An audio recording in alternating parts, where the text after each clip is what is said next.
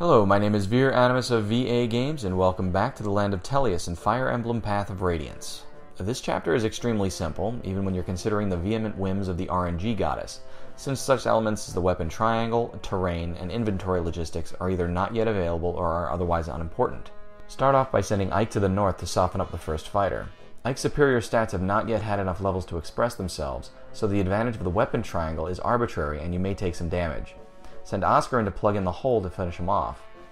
Boyd is weak and unreliable at this stage in the game despite his higher strength and HP since axes have a lower hit rate. Use him to plug the hole by attacking the southeastern fighter.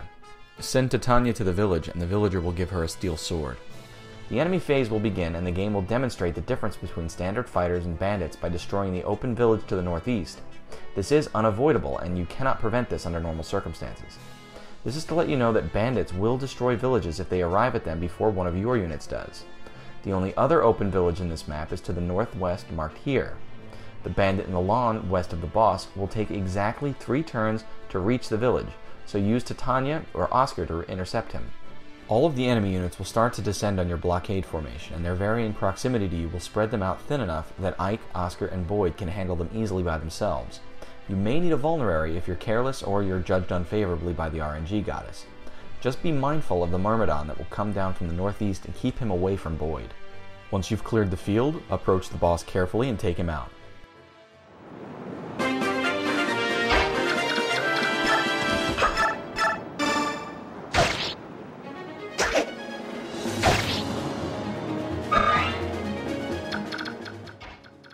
Before the battle begins in any Fire Emblem game, it is important to know in advance which units you plan to use for the endgame chapters.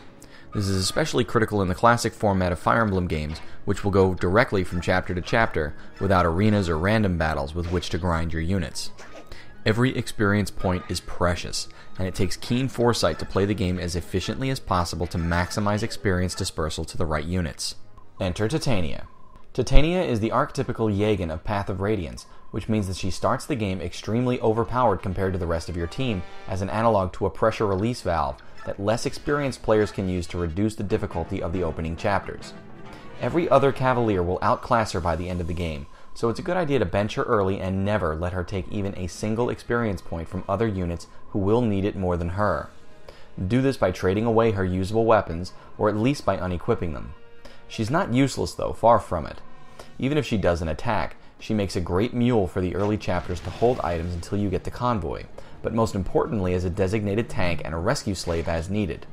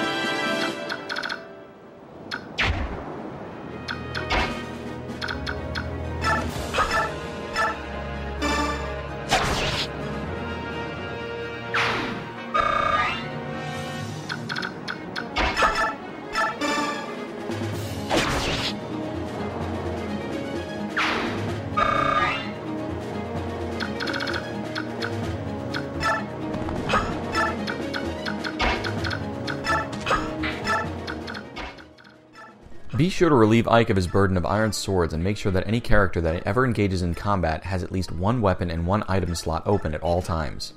If you defeat an enemy that drops an item, as noted by the flashing item name in the enemy's inventory screen, you will be forced to discard an item. This becomes less of a problem once the convoy is available, but until then, be aware of your stock.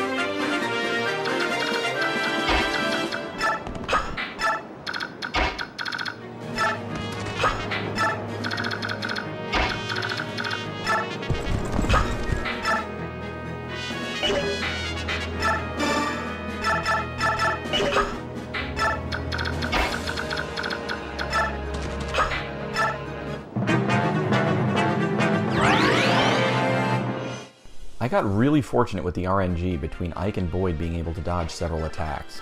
As long as you're careful though, you can clear the chapter without needing to recover at all, but if you do get really unlucky with Ike's dodging, you might need to use a vulnerary or two. I did want to let someone other than Ike kill the boss for the generous dose of combat experience, but Ike happened to land a critical hit that stole the experience from Boyd, who arguably needed it a lot more than he did. Ike is going to level up and max out very quickly, and you'll need to spread out the experience between Boyd and Oscar and some of the other units for some difficult chapters early in the game.